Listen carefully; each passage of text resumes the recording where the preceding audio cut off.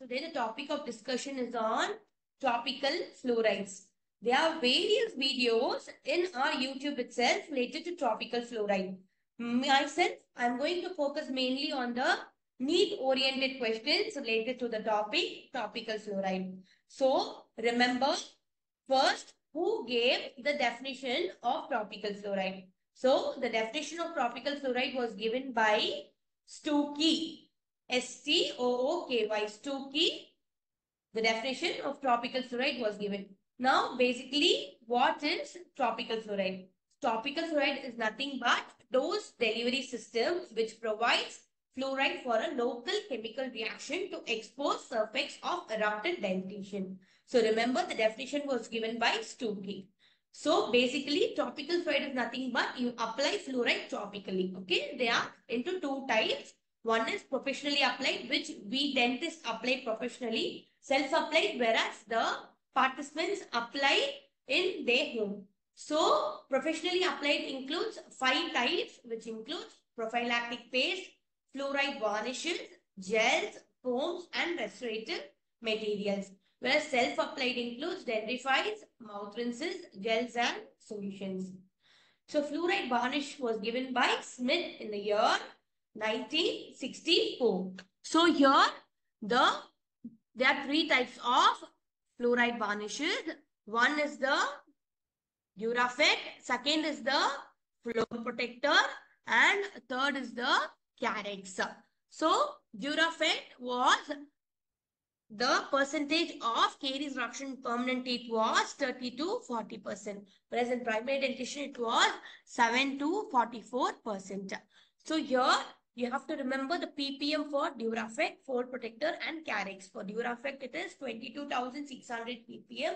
For Floor Protector it is 7,000 ppm. And for Carex it is 18,000 ppm. These are the important ones related to fluoride varnishes. 3 types of fluorides varnishes. What are the ppm for each fluoride varnishes? And for Durafect you need to remember 30 to 40% reduction in caries in permanent dentition and 7 to 44% in primary dentition. Next comes the fluoride gels. Here there are 4 types of fluoride gel. One is neutral sodium fluoride, second is stannous fluoride, third is acetylated phosphate fluoride, and fourth is amine fluorides. In sodium fluoride, you need to remember these 5 points. One is what percent of sodium fluoride is used. The option will be 2%, 8%, 16%, 24%. So that time you have to tell that sodium fluoride, 2% of sodium fluoride is used. Here the technique used is Knudsen technique, which is important one word. Knudsen technique, remember. The solution of pH is 7, which is a neutral solution for sodium fluoride. And there are 4 visits of procedure for sodium fluoride. It is 3 years, 7 years, 11 years and 13 years. So remember this term in sodium fluoride, which is called the choking off effect.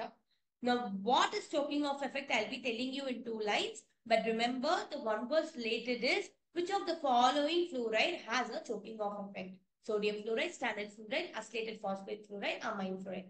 That time you have to go for sodium fluoride as the answer. Okay.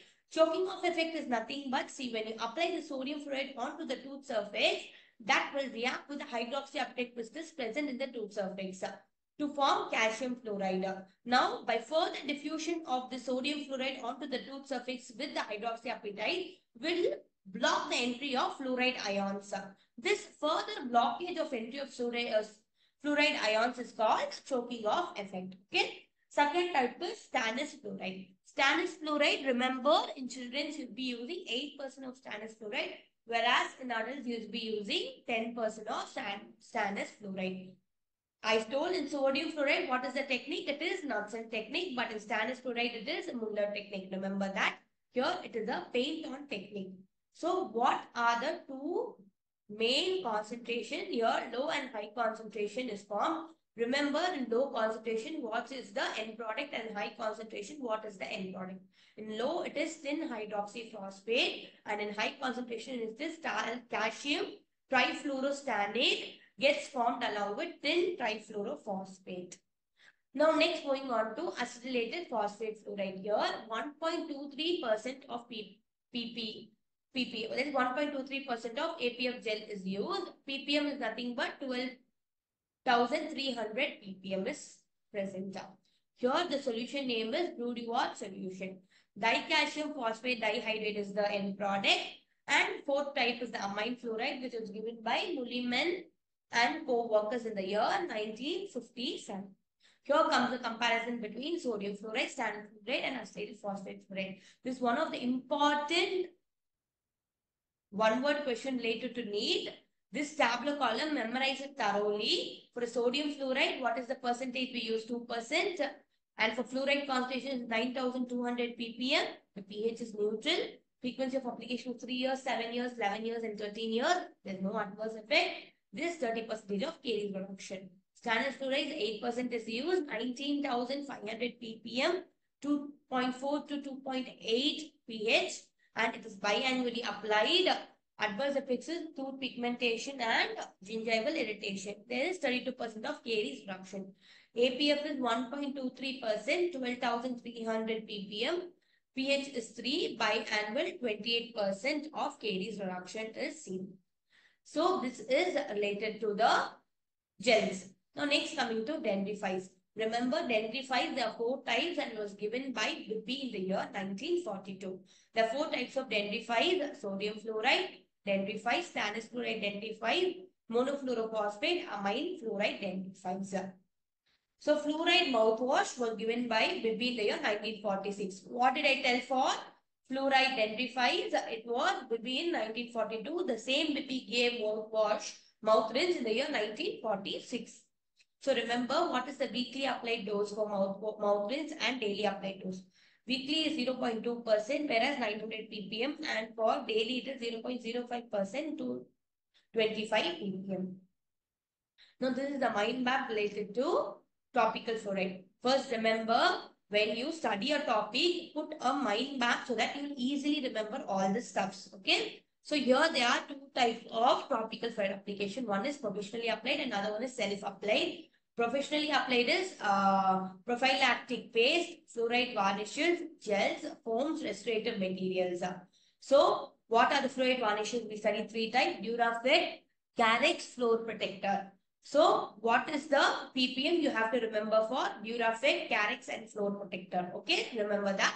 For gel, there are 4 types: sodium fluoride, stannous fluoride, acetate phosphate fluoride, and amine fluoride. First, sodium fluoride, we have to remember what is the technique. What is the technique? Anybody? It is Knudsen. So remember, it is Knudsen. For stannous fluoride, it is Muller's. For acetate phosphate fluoride, it is Brody-Watt solution. And amine fluoride, who gave? Mulliman in the year 1957. Self-applied, there are 4 types: dentifrice, mouthwashes. Now, let us test ourselves how much you remember from the lecture I have given you. Okay. Now, these are some examples of MCQs you will be asked in your Neet exam. So, which of the following is a fluoride varnish? Durafit, floor protector, Carex, all of the above. So, which is the answer? Do you remember?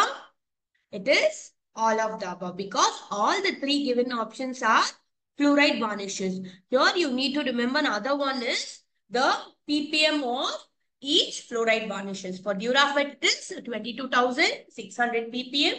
For floor protector, it is 7,000 ppm. And for Carex, it is 18,000 ppm. So you have to remember this one word related to fluoride varnishes. Now, see, this one example I have given you in related to what they will be asking during your Neet examination. So, this will apply for each and every topic you study in your Neet exam. Okay?